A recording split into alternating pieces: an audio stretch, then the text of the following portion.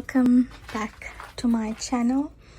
Today I wanted to show you what I'm growing this summer for my summer garden. It's a very exciting time because Melbourne is finally catching up to summer weather, spring weather I guess. We've had really rainy weather over the last few weeks, which was also good in a way because I got to save water. I didn't really need to water my garden a lot. The rain did that job for me, which was amazing. And I've also noticed that it's helped my plants thrive. So yeah, today I wanted to take you with me and show you what I'm growing, how my seedlings are going. I'm really excited to show you, and yeah, I'll tell you exactly which veggies and flowers I'm growing this year. So I'll start with the veggies. I'm not growing a lot of veggies, as you know. I usually grow flowers because I feel like I end up using them more than veggies. Sometimes I don't end up using the veggies that I grow, to be honest. So it just makes more sense to grow flowers because I feel like I'm more of a flower person than a veggie gardener. I'd like to be more of a veggie gardener too, maybe in the future. But for now, my focus is on flowers. So with vegetables, I'm growing only one variety of tomatoes, which I've been really successful with in the past. I'm growing some cherry tomatoes. I already have like few seedlings that look like they're really good and in really good shape. They're thriving. And then I'm also growing some dwarf bean varieties. I've had success with 3, and the 4th one just didn't come up. That's okay. And then I am growing some Lebanese cucumbers.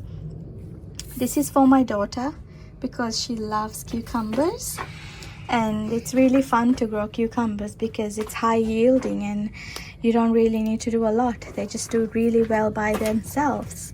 So I always enjoy growing cucumbers. And I'm growing basil. Last year I had a really good basil harvest and I froze my basil, and I've still been using those in my pasta dishes. So that's been good. And over here I have another variety of beans. I think this is just the general beans. I didn't water this baby for like a few days, so its leaves are looking a bit shriveled, but I've just given them a good drink, so it should pop up soon. I think that's all the veggies that I'm growing. And now I will take you through, oh actually chilies, sorry, chilies. So I'm trying to grow a variety of habanero chilies, habanero orange and chili hot cayenne.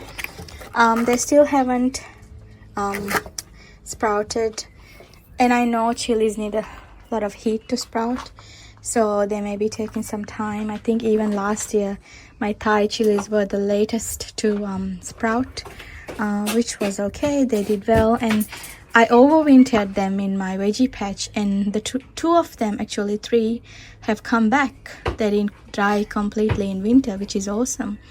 So I will see how they go this year too.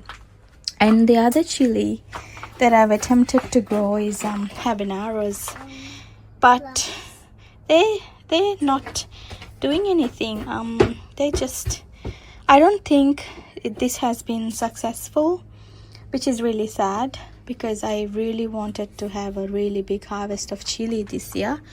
I might just have to succumb to getting like the Bunnings ones from the garden center, few seedlings from garden center, or maybe try growing from seed towards a little bit late in spring when the weather starts to warm up more consistently. Because what I know about chilies, I think chilies need a lot of heat to grow. So that might be the reason, because here in Melbourne we've just been having really up and down weather. One day it's back to winter and the next day it's, you know, summer. So yeah, that's why I think my chili seeds have been struggling a little bit. Yeah, also, sorry, I keep forgetting, but my eggplant, I got some banana capsicum there, but they're not doing anything. I also got some eggplant somewhere around here. I think it could be, no, not that one. Anyway, it's somewhere here, but it hasn't also sprouted yet. So I might have to try and get some seedlings for eggplants too, because I love growing eggplants. It's just one of those veggies that I always end up using. So definitely gonna get eggplant seedlings. Moving on to my flowers, I've got some sweet pea here. These guys have taken a while to pop up, but I put in like 4 seeds in each, and in here I've just only got 1. And oh, it's really tricky to move these guys. Oopsie, one just fell. So this calendula red buff, and I'm also growing some hollyhock peaches. Now these are wonderful, they are so beautiful. So I'm really excited to grow them. Oops, I've just had a little accident here. This guy just fell, and yeah, I might need to do a little bit of a cleanup and get back.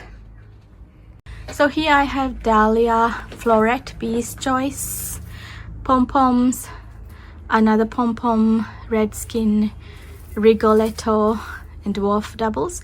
So these 3 varieties and 3 new varieties that I bought, I think, if I'm not wrong, from Seed Collection this year. And here I have another one that I got, I think, from Veggie Garden and Flower Seeds. It's the yellow striker sunflower. It just looked really unique. I'll try to put pictures up here if I can. And this is a Cosmos carpet variety. It's like orange, really colorful variety of Cosmos. Not my favorite, but they're really easygoing and they do really well, so I won't complain. And this is dahlias giant mix, and over here I'm really excited about this one. These Cosmos are doing so well, and it's one of my very favorite ones. It's the cupcake blush ones. They have grown really well in my garden the year before, and they've just been so huge. Like the blooms are huge and they don't separate, the petals don't separate, so it sort of looks like a little fan, and it's just gorgeous. So I'm really excited about this one. And over here I have cornflower red ball. I'm trying to grow this variety this year. Now with cornflowers, I always direct sow them because they're just very easy. They do really well direct sown.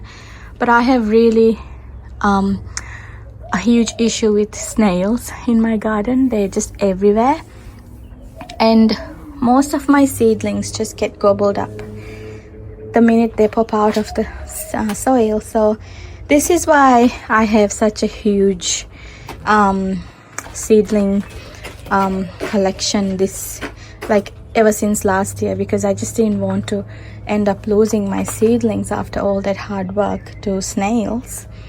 So I just let them grow up to this much, and then I sprinkle snail repellent, the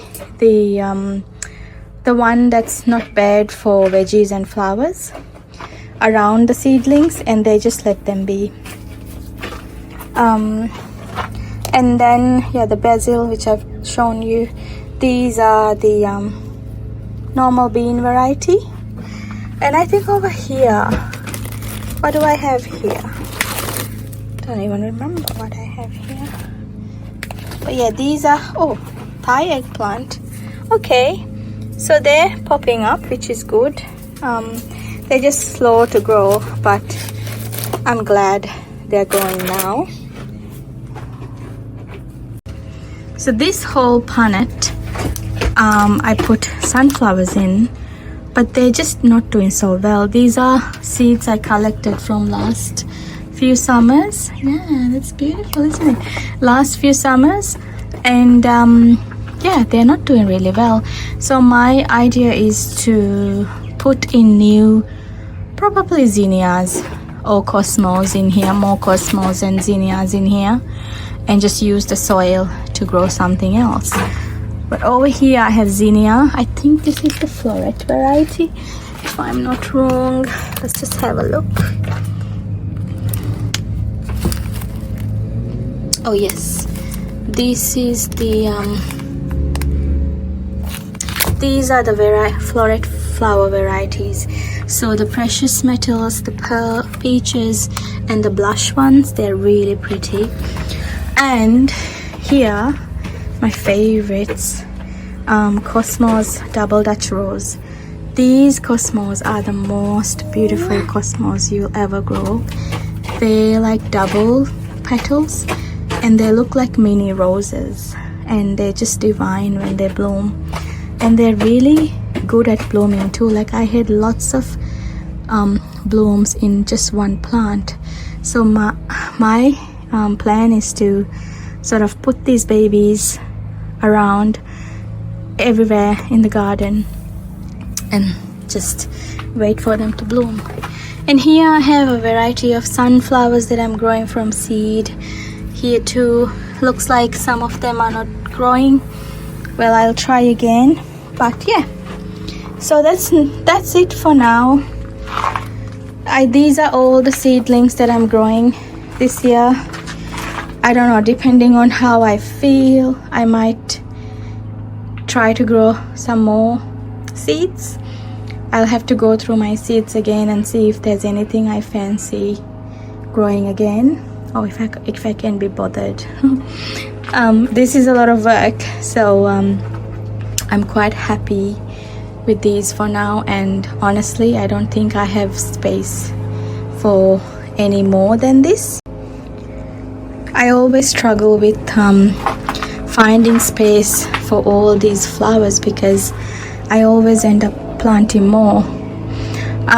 Few reasons why I do that. One is because your chances of getting flowers are higher when you have a couple of seedlings, because during the process some die, some get eaten, some just don't make it. So if I have a couple in each, or maybe like a punnet in each, I can guarantee that I will get blooms. So that's one reason. And also I just like to really put a lot of flowers in my garden, like as much as I can fit. I like cottage style gardening, and I feel like that's the sort of style of gardening that I always gravitate towards. So cottage gardening looks a bit unruly and a bit wild, and you know, a bit naturalistic. So that's the look that I'm gonna go for, and hopefully will work out this year.